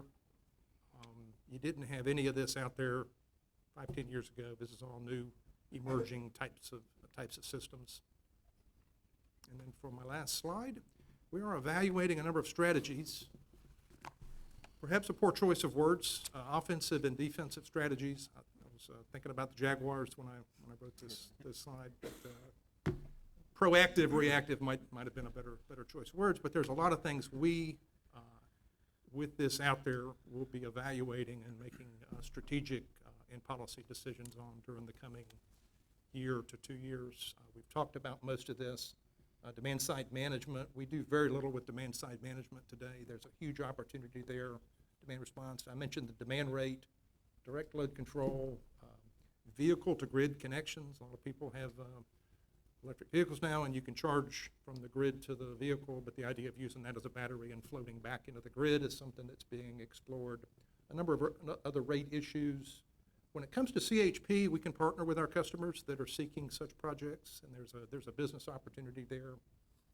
A number of other commercial ventures, a number of natural gas offerings, and just a whole host of full-service provider behind-the-meter types of opportunities. So a challenge, a big shift for our industry. We're not alone, and there's others. It's always good to have others out there a few years ahead of you that you can watch and see what they and learn from their successes and struggles. Mr. Brost, I'm going to just ask you to over hold to- right there Yes, for a second, sure. because we're going to get back to you. With permission from my colleagues, I'm just going to take us a little out of order. Our board chair needs to drop off in the next 8 minutes, so I wanted to give him the opportunity to give a chair's report before he had to drop off. So, Chair Howard, are you still there? I am. Thank you, Mr. Comer, and my apologies for interrupting your presentation, Mr. Brost. Hold Very on briefly, I'd hold on like one to, second, Chair Howard. We're going to try to get the like to make volume two- up a little bit. Better? Yes, much better.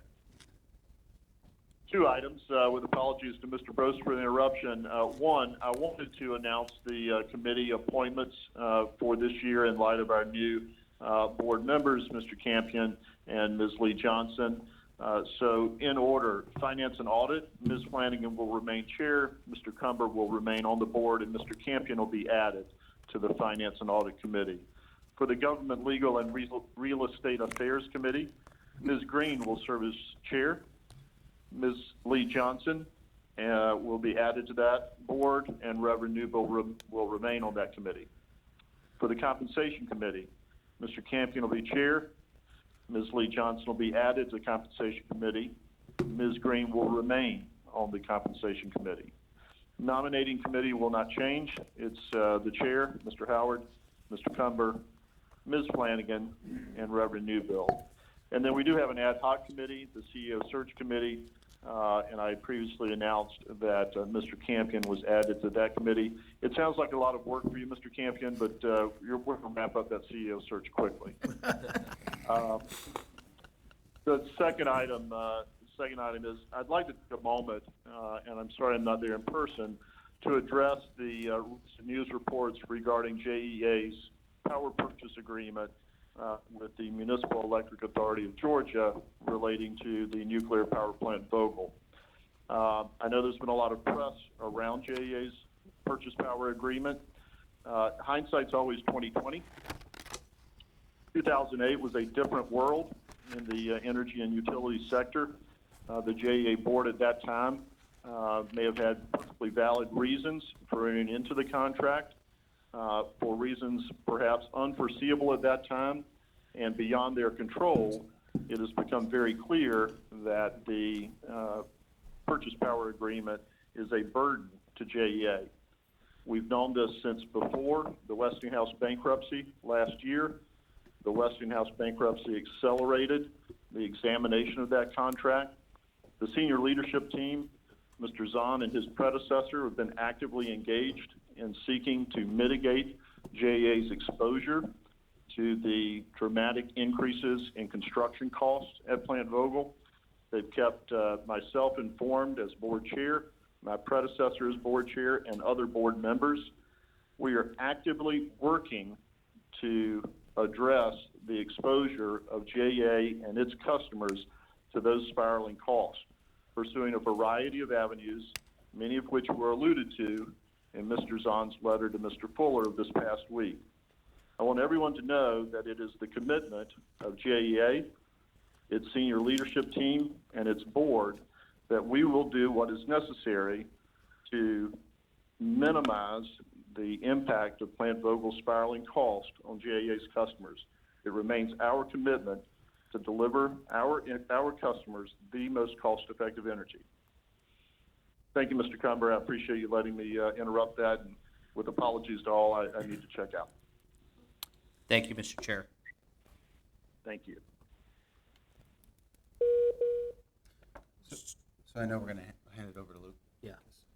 Just to summarize, Mr. Brost, you know, the way our team is looking at this is DER presents an opportunity for us to partner with the private sector and really embrace what we see to be technological trends in our sector, as well as provide much better service to our customers in effectively providing them the service how they want it, when they want it, where they want it. And so, you know, Mr. Brost did a great job summarizing many of the things that we've done in the past, many things we're talking about as a team going forward. And, you know, I know Lucas, you'll drive in on maybe some of the opportunities that present themselves in the market and some of the trends that helps us a little bit more from a governing perspective. I think, may I? Look, I think this is of critical importance to the JEA and every utility across the country.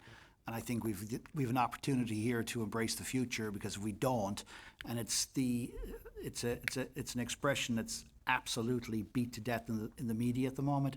But what do you want to be, Blockbuster or Netflix? I mean, that's the paradigm that we're looking at, because I think if we ignore it, it's at our peril, and it will really impact the value of the franchise and the enterprise in general. And I think we have to really, really take a hard look at this. I think I don't think, the energy industry will change more in the next 5 to 7 years than it's done in the previous 50 to 75 years.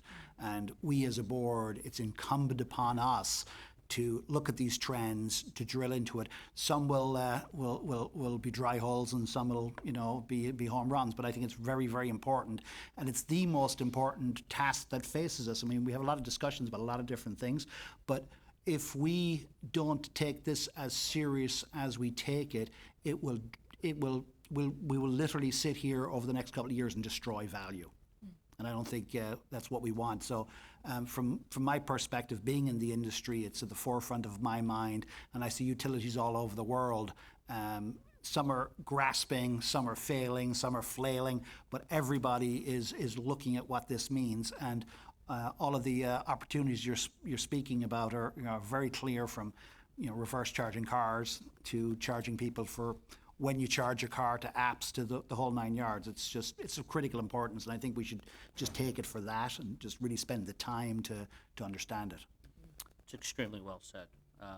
Couldn't agree more. Yeah, and I think, you know, what's added to that is, you know, we've got to get out of the mindset where we are hoping to guess right on the regulatory framework that's going to exist 5 to 10 years from now. And what we need to do is... The regulators haven't it right. Yeah, and we need to define the framework we want to live within, and then actually go make it happen.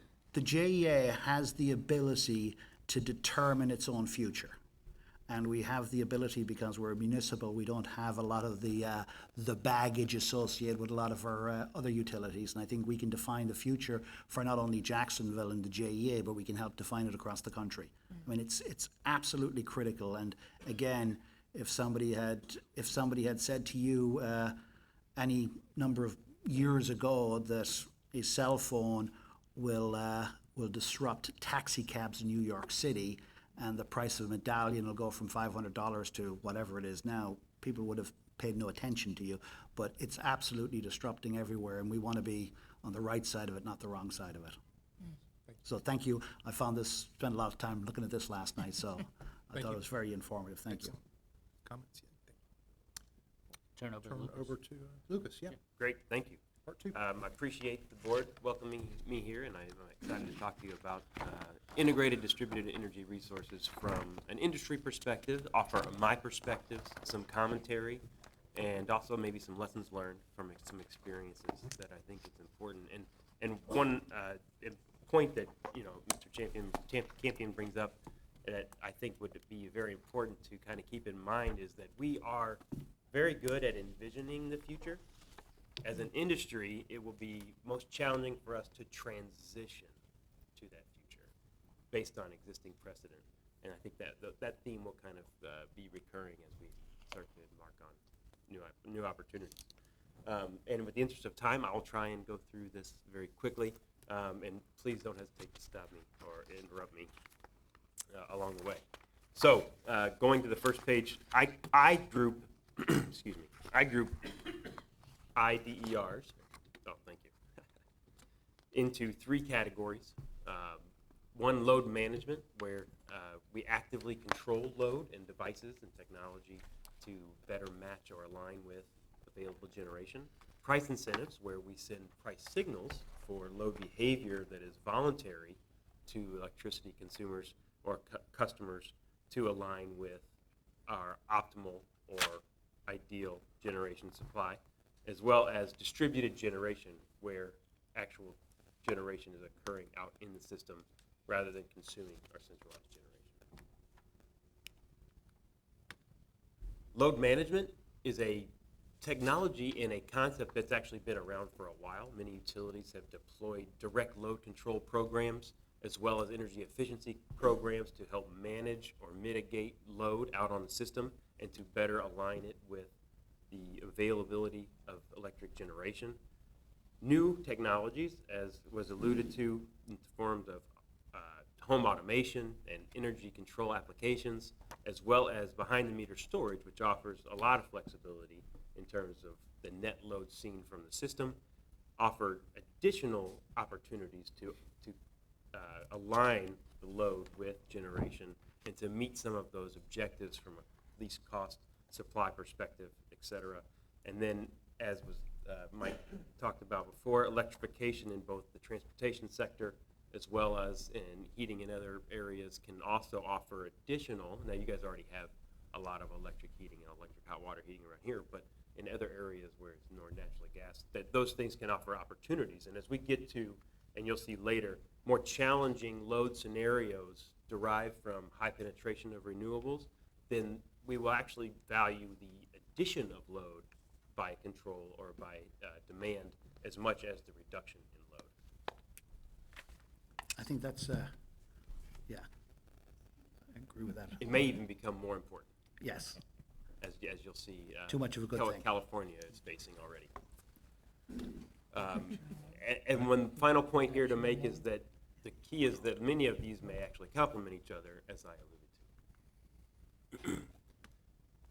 On the price signal front, we are very familiar with time of use rates, and we talked about a pilot demand rate. Other utilities across the country are exploring demand rates, and in fact, they're making them mandatory in some cases for anyone that has a net meter or pursues net metering with behind-the-meter generation, as well as potentially going into more advanced situations like peak time pricing, real-time pricing, where you're sending a day-ahead schedule of what the prices will be tomorrow so that customers can respond and use load accordingly, and then eventually maybe even graduating to locational pricing that some utilities out west are exploring, where the price of energy, even within JEA service territory, will be different for different customers depending on where they are and what generation is available and how load is situated in that given hour.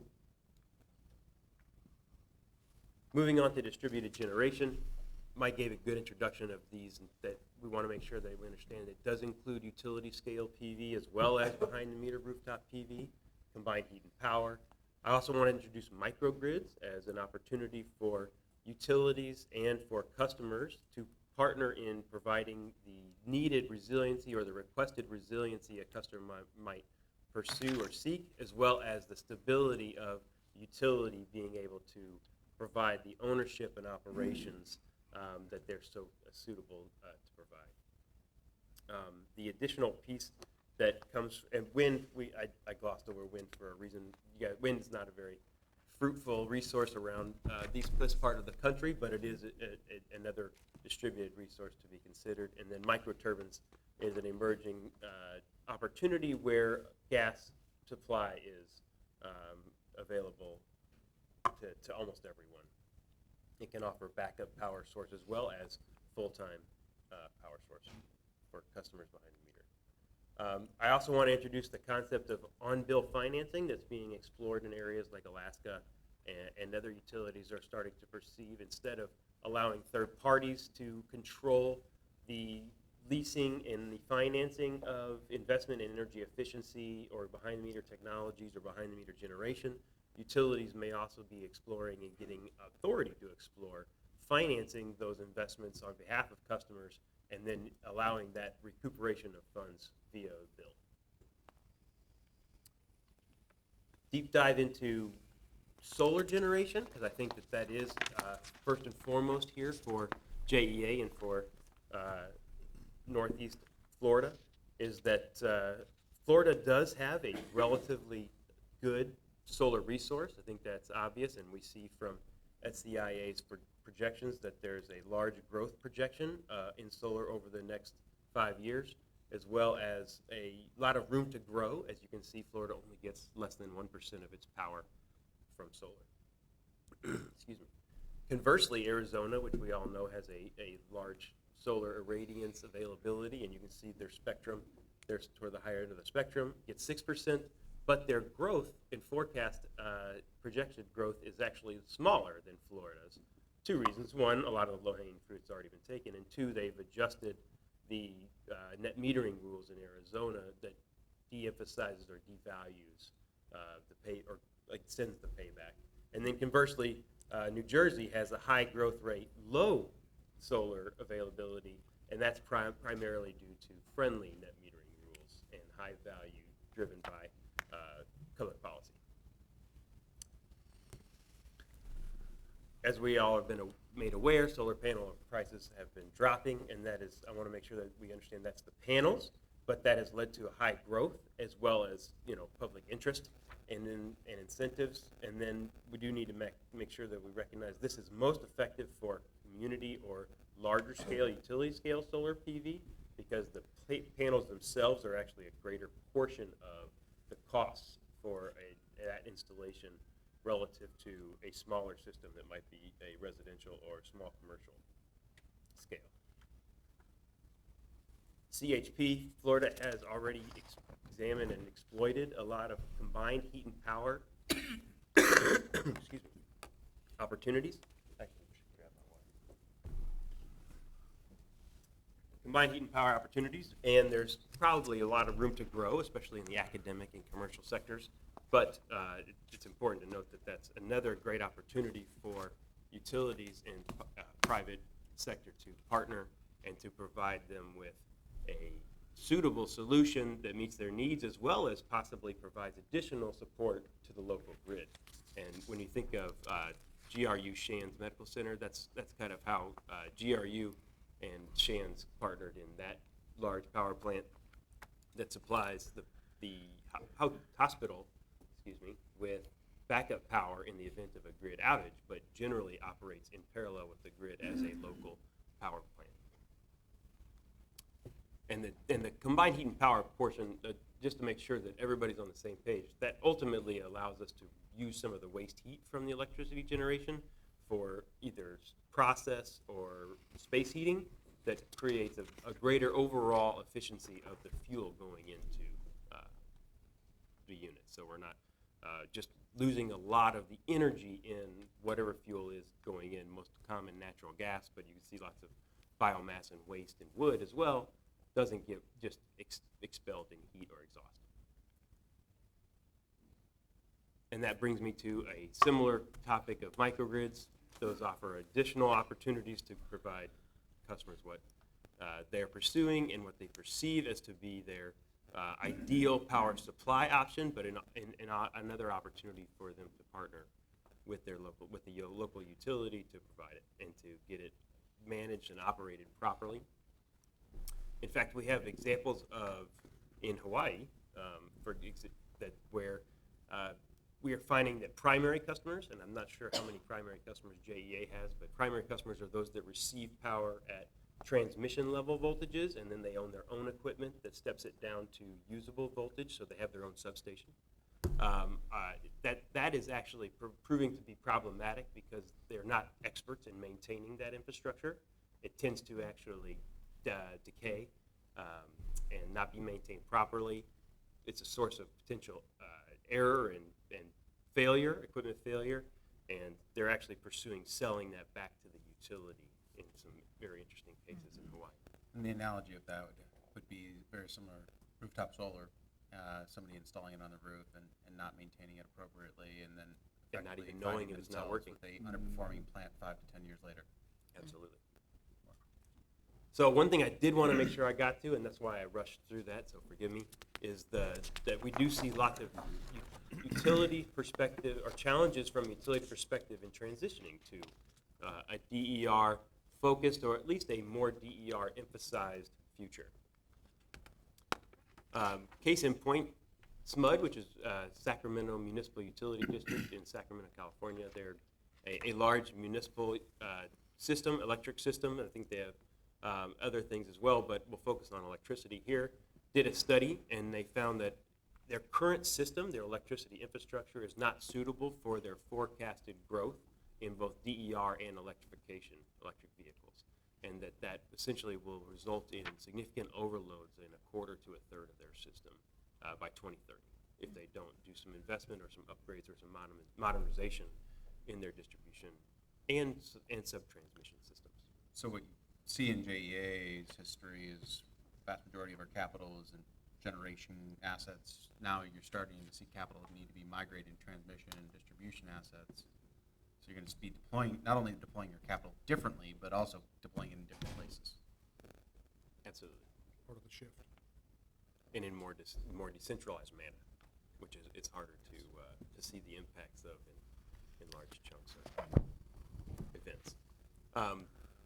We alluded to this before, but this is a depiction of the true issue that Cal ISO is facing with a large deployment and large installed capacity of solar panels, both utility scale and rooftop behind the meter scale.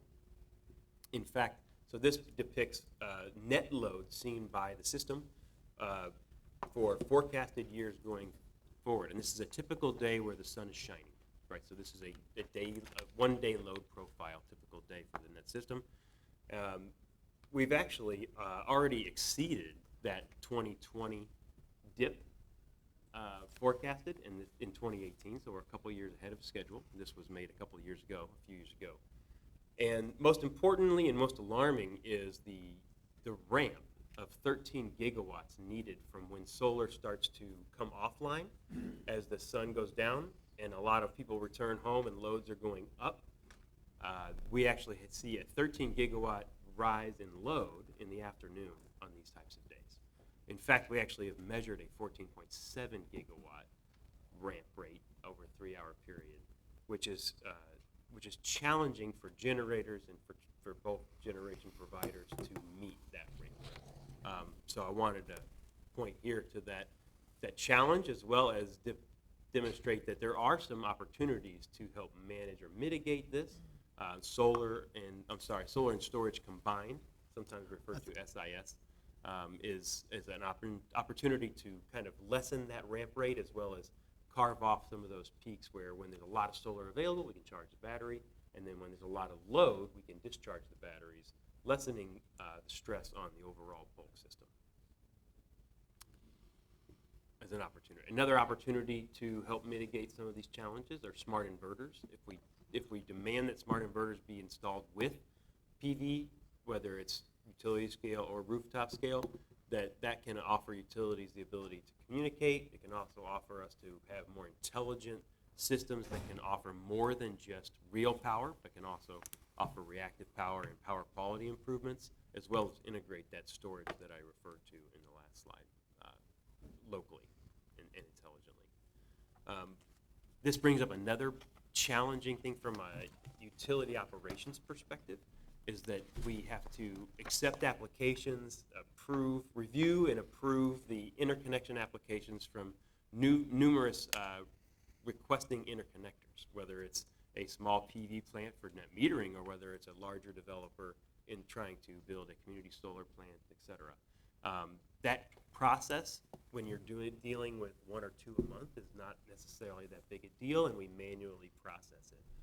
We have utilities that are dealing with nearly 1,000 requests a month, and many of them have to go into an engineering review process, and so that becomes a very cumbersome and even overwhelming process and burden on the engineering department of a utility, and so that needs to be thought of very proactively.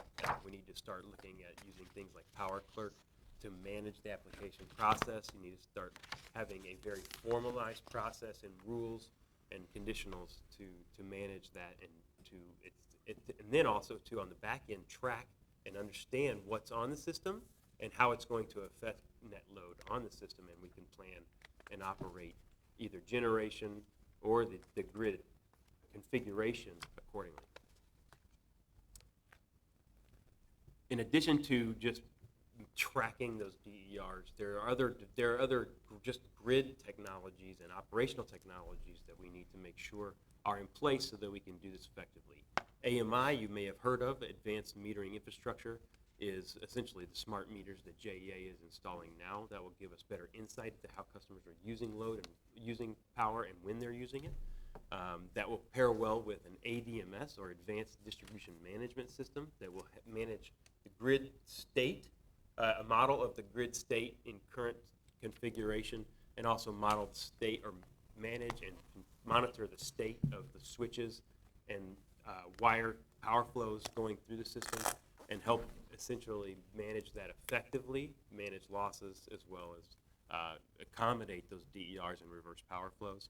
And then to my prior point, a DERMS, or a Distributed Energy Resource Management System, allows that tracking and forecasting and even possibly control and monitor of each DER that's connected on the system. And that will then again give us greater insight and greater flexibility and ability to align power supply and load to meet customers' needs, as well as maintain power quality and safety. This is just a big list and table of some of the modernizations that may need to be considered across the distribution and maybe even sub-transmission and substations in the system to really accommodate a high penetration of DERs. And as you've seen in numerous, probably, press releases across the country, many utilities are devoting hundreds of millions and even billions of dollars in investing in this particular portions of their infrastructure over the coming decade.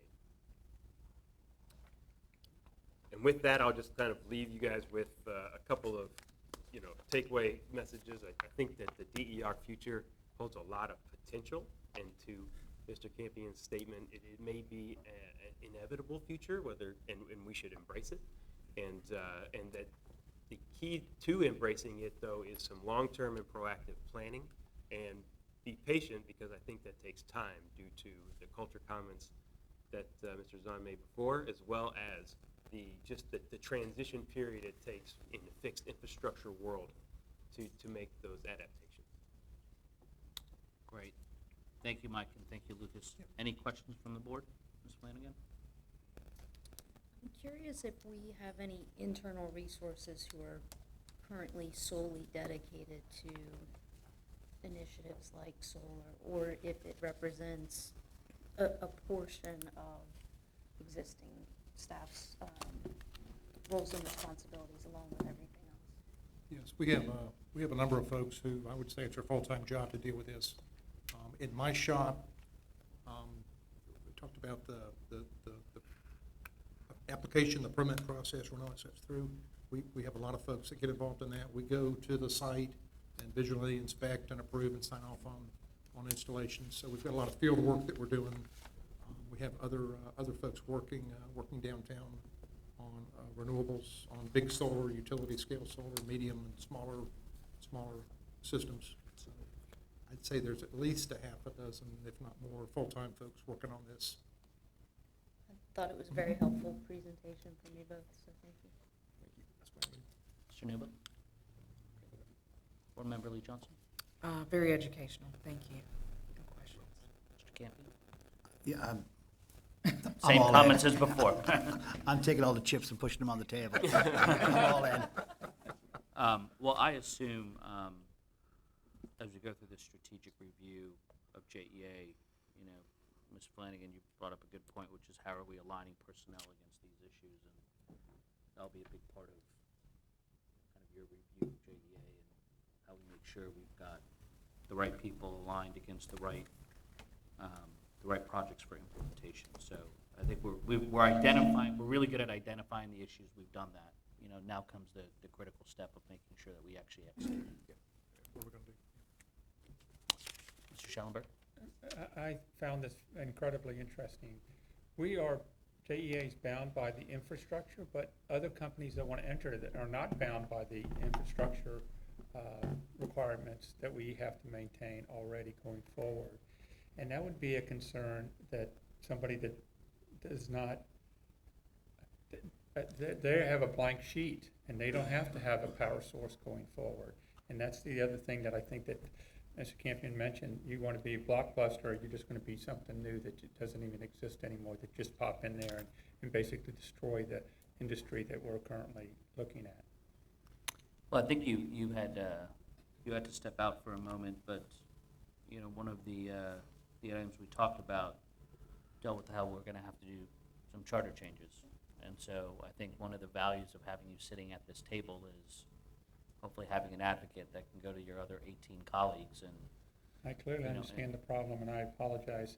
I'm going to try to change the agenda meeting for the chairman that I chair, so I can get here for the 2-hour period.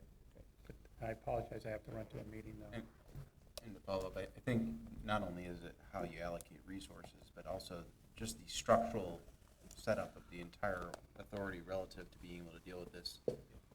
You know, if you think about it in a very simplistic way, going back to that first slide, Utility 1.0, you by your very nature then design departments, processes, tools, systems, everything around that business model, and even down to cybersecurity and physical security. And so you think about that, and then you look at what Utility 2.0 looks like, and Lucas pointed out, if you had a blank sheet of paper and you just went and created it, you'd probably create JEA a whole different way. You would. So the more complex thing, and it's a very astute observation, is transitioning from 1.0 to 2.0 is not only as critical as also envisioning what 2.0 can look like. So it's I think that's where, you know, when you look at the timeline and the impact to net revenue that we showed in terms of potential growth rates by 2025, and the fact that the time pivot is so critical, and then you layer on to that, you know, really we do need to continue to maintain our current 1.0 infrastructure to provide the services. Now that provides us a strategic advantage, which is we are in pole position with 450,000+ customers, that if we design this the right way, we in fact can accelerate growth, reduce GHG, increase the value of the business, and demonstrate to the entire world what Utility 2.0 can look like. But it is definitely a daunting task that I don't think will be taken lightly, and will probably take 6 to 9 months to at least even come up with the concept of how to execute. Thank you, Mike and Lucas. Appreciate it. Thank you, appreciate it. Chair, I have to, You have to go? I'm terribly sorry. Okay, no problem. Thank you for joining us. God bless, thank you very much. So we're going to move quickly to committee reports. I'm mindful of everyone's time. So Ms. Flanagan, if you could provide the committee report. Thanks, Mr. Gumber. As noted in the agenda, the Finance and Audit Committee had our meeting. We moved with approval of minutes, approval of the annual internal audit plan, approval of the internal audit charter. We received an update on the quarterly audit services, as well as a report from the ethics officer. We approved E&Y's annual financial audit plan. We received information on the electric system and water and sewer system reserve fund quarterly report. Took action on the JEA investments policy, and received the JEA energy market risk management policy report. Concluded the meeting with our executive sessions with our Director of Audit Services and E&Y. And all items passed with the unanimous approval of the Finance and Audit Committee, and we bring that forward to the board for formal approval as well. Thank you, Ms. Flanagan. Is that a motion for you to approve the F&A report and action? Yes. Is there a second? Second. Any discussion? No. The only two things that I'll add is, 2 points that came up during the meeting. One was cybersecurity. We had a long conversation on that. And, the committee has asked management to schedule time one-on-one, just given sunshine law, to make, at any board member's request, to just go through the cybersecurity programs being put in place. Obviously, that's a big topic of conversation right now. We heard it during the last presentation. As you get more connected to your customers, more vulnerabilities. And then we had a conversation on plant mobile as well, which the chair talked about in his comments, and I'm sure Mr. Zahn will comment in his. So with that, I'll ask for approval. All in favor? Aye. Any opposed? Motion carries. Is there any old business? Nope. Any other new business that someone would like to bring up? Yeah, I want to, first of all, let me thank everybody for your prayers during my surgery and recovery. Secondarily, there's a lot going on in the community that we don't necessarily get a report on. For an example, JSAB, I know I had 2 meetings at the church. John McCarthy and his group, Rita and Jenny and others. But on last week, I went to the first annual meeting. Melissa was there as one of the speakers. And it was a powerful meeting. It was a great meeting. I think the place was full. People doing business with JEA and wanting to hear more about how to do business with JEA. And I think it's very, very important for us to really keep an eye on that area, because here is where people from the community, get a chance to come in, do business, go back out, let the money change hands locally, and that's the way you build community. So let me thank, I know Mike Hightower had a lot to do with it and others, but thank you for that first JSAB annual workshop. It was informative. It was needed, and I learned a lot from it. So thank you very much. Thank you. And I think Mr. Zahn used the term community impact earlier, right? And that's, Right. One of the places you start is who you're doing business with. So Absolutely. It's a great comment. Since I'm talking, let me finish the other part of it. let me thank our interim CEO again for the wisdom to make that bold move as it relates to the septic tank issue. A lot of people don't know, especially those who come in. I was born and raised here in Jacksonville. I remember consolidation. I remember Jake Garbolden trying to get them, and they're trying to get our community to participate in. And so I know all the promises that was made, and I was there in those days. And the septic tank was a very big issue, because we understood that unless you remove those septic tanks, you're not going to get businesses to come in those areas. They're not going to come there and hook up to a septic tank. You had to get, and so the promise was we're going to increase the part of the north side in the inner city by removing the septic tanks and hooking you up to city water and sewer. So by doing that, what we have done as a board and as JEA, we are now, people are now looking at us saying there's a change taking place in the city. We wasn't protesting. We had the issue was almost mute, but somebody stepped up to the plate and said, it's time for us to take a look at this. So, I just feel very, very good about it, and so I want to just thank all of us for agreeing with it and moving forward with that. Thank you. I'm finished now. Any other new business? As many of you know, since board members are not allowed to speak with each other, we have an open discussion item on the agenda. So I will open it up if anyone has any other comments to discuss, any other issues. Okay. Mr. Zahn, your CEO report.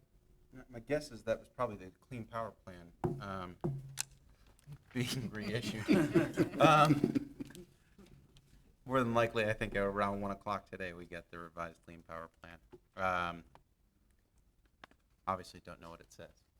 But surely we will be digesting that and being able to comment on what we think it means for JEA going forward, hopefully sometime in the near future. I think, thank you, Board Member Newbill.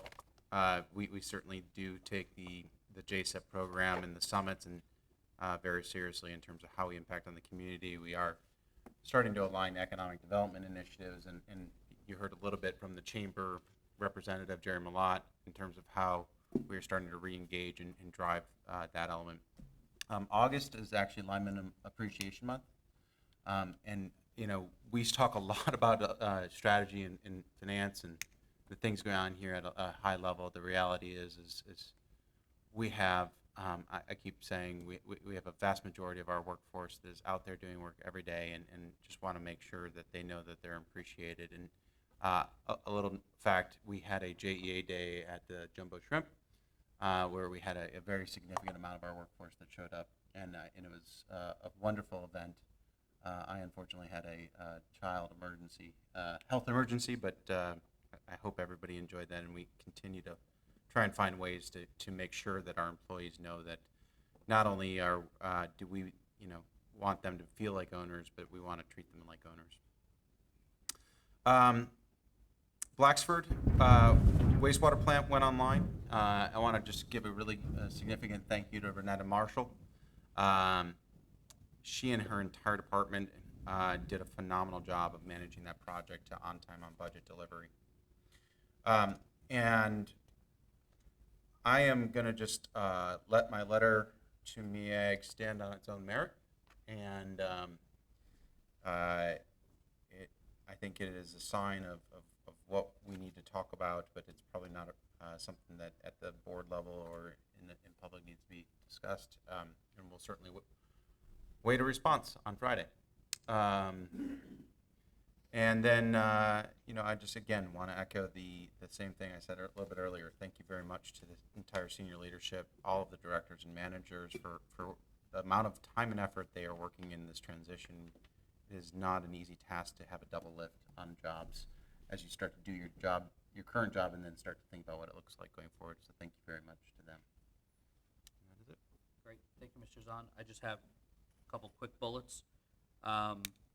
As you heard earlier today from Mr. Wanamaker and Ms. Dykes, they'll be coming to us with some fuel fund recommendations given the variance there. So that should come up next week. And then I just wanted to mention two quick updates on the CEO search committee. The CEO search committee has scheduled interviews the week of October 7th. And then, on the last page of your agenda, you see a board calendar. And under CEO search committee, it says to be determined. That is now set for October 17th. So I just wanted to make sure that the board was aware of that. And with no other comments from my colleagues, we stand adjourned at 2:04.